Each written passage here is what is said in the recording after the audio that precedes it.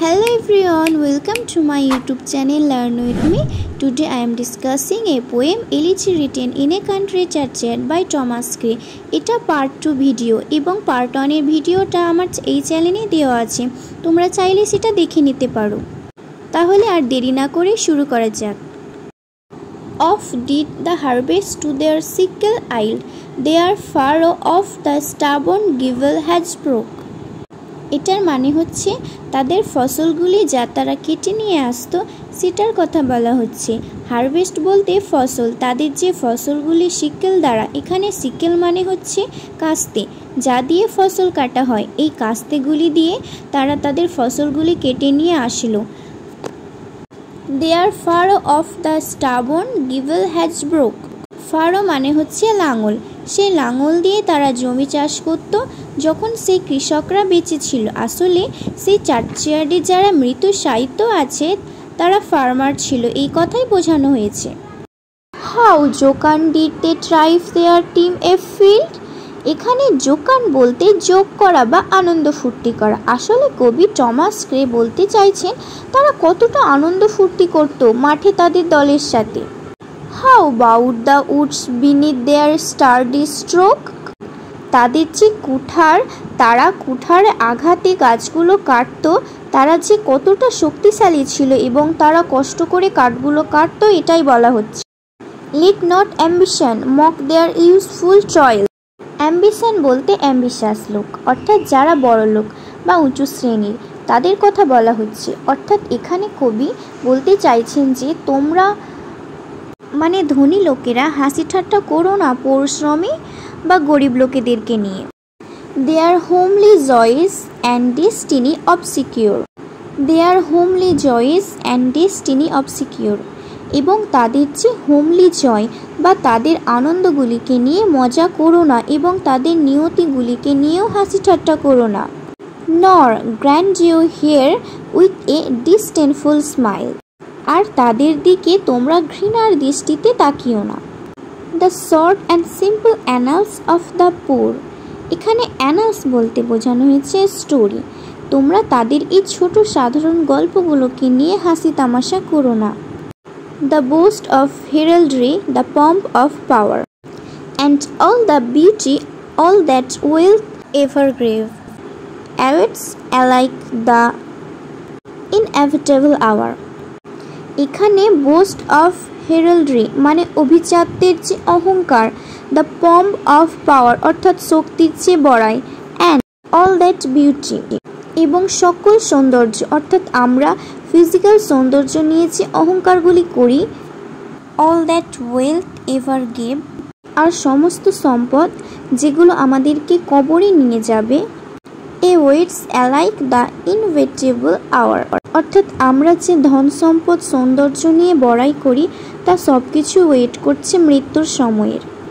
The paths of glory lead but to the grave অর্থাৎ আমরা যে এই গ্লোরি বা অহংকারের রাস্তায় চলছি তা কখনোই মৃত্যুকে পাশ কাটিয়ে যেতে পারবে না, অর্থাৎ আমাদেরকে একদিন না একদিন কবরে যেতেই হবে। Nor you ye proud impute to this the fault অর্থাৎ হে ধনী ব্যক্তিরা তোমরা তাদের দোষগুলি দেখে তাদের দোষারোপ করো না। If memory over their tomb no trophies raise. তোমরা তাদের কবরের টম্ব নো ট্রফিস অর্থাৎ তারা যেহেতু গরিব তাই তাদের কবরের ওপরে কোনো মার্বেল পাথর বা ট্রফি দিয়ে সুন্দর করে সাজানো নেই, সেটা নিয়ে তোমরা তাদের হাসি তামাশা করো না। Where through the long drawn asile and fertile valley the pealing anthem swells the notes of praise অর্থাৎ যেখানে চার্চয়ার্ডের পাশের কবরস্থানগুলিতে সুন্দর করে সাজানোর কথা ছিল, যেখানে ভল্ট এবং টমগুলি থাকার কথা ছিল এবং দ্য নোট অফ প্রেজ অর্থাৎ যেখানে প্রশংসার ধ্বনি থাকার কথা ছিল, সেগুলি যদি না থাকে বা স্মৃতিফলক না থাকে তাদের কবরগুলির ওপর তোমরা তাদেরকে নিয়ে দোষারোপ করো না, হাসি ঠাট্টা করো না। Can storied urn or animated bust back to its mansion call the fleeting breath. এখানে কবি দুটো রেটোরিক্যাল কোশ্চেন করেছেন। রেটোরিক্যাল কোশ্চেন বলতে যার অ্যান্সারের জন্য ওয়েট করা হয় না, পরবর্তীতে চলে যাওয়া হয়। ক্যান স্টোরিড বলতে যেখানে মৃত্যুর পর কিছু অবশিষ্ট রাখা হয়, অর অ্যানিমেটেড বাস্ট অর্থাৎ যে স্মৃতিচিহ্ন মূর্তিগুলোকে back to its mansion call the fleeting breath, তাদের নিঃশ্বাসগুলি ফিরিয়ে আনতে পারবে। Can honour's voice provoke the silent dust or flattery soothe the dull cold ear of death, অর্থাৎ এই প্রশংসা ধ্বনিগুলি কি তাদের ফিরিয়ে আনতে পারবে? অর্থাৎ তারা যে সাইলেন্ট হয়ে আছে, যেহেতু তারা মারা গিয়েছে, সেটা কি ফিরিয়ে আনতে পারবে? অর্থাৎ তারা কি আবার আগের মতো কথা বলতে পারবে? অথবা ফ্ল্যাটারি অর্থাৎ তাদের জন্য যে ছল বা মিথ্যা প্রশংসাগুলি করো, এগুলো কি সেটা কমাতে পারবে যে কষ্টগুলি তারা মৃত্যুর জন্য পেয়েছে? আসলে তা কখনোই পারবে না, কখনোই সম্ভব নয়। এটাই কবি বোঝাতে চেয়েছেন। Perhaps in this neglected spot is laid some heart once pregnant with celestial fire, hence that the rod of empire might have said, "Oak to ecstasy, the living liar." এই চারটা লাইনের মধ্যে কবি বোঝাতে চাইছেন যে তোমরা যে এই যে কবরের জায়গাটা নিয়ে অবহেলা করছো, এমন তো হতে পারে এখানে সিলেস্টিয়াল ফায়ার অর্থাৎ স্বর্গীয় আলো বিশিষ্ট শক্তিশালী কোনো লোক ছিল, সেও মৃত্যুর পর এখানে সাইতো আছে। But knowledge to their eyes her ample pace, rich with the spoils of time did never unroll. এখানে কবি বলেছেন নলেজ অর্থাৎ বইয়ের পাতা পড়ে যে আমরা নলেজটা পাই, সেটা সময় নষ্ট ছাড়া আর কিছুই না। Chill penury repress their noble race and frost the genial current of the soul.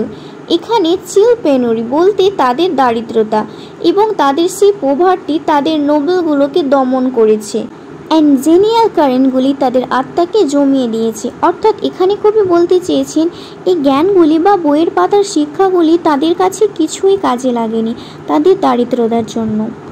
Full many a gem of purest ray serene, the dark unfathomed caves of ocean bear. এখানে ফুল মেনি বলতে প্রচুর, অ্যান্ড এ জিম মানে রত্ন, of purest রে সিরিন অর্থাৎ সত্যিকারের সুন্দর রত্ন যা থেকে আলো বেরোয়, সেগুলো গভীর অন্ধকার সমুদ্র তলে থেকে যায়, যেগুলো মানুষের স্পর্শে আসে না। Full many a flower is born to blush unseen and waste its sweetness on the desert air. অর্থাৎ ফুলের যে মিষ্টি গন্ধ সেগুলো নষ্ট হয়ে যায় মরুভূমির বাতাসে। অর্থাৎ কবি এখানে বোঝাতে চেয়েছেন এর মধ্যেও কিছু রত্ন থাকতে পারে যেগুলো আমরা আবিষ্কার করতে পারিনি।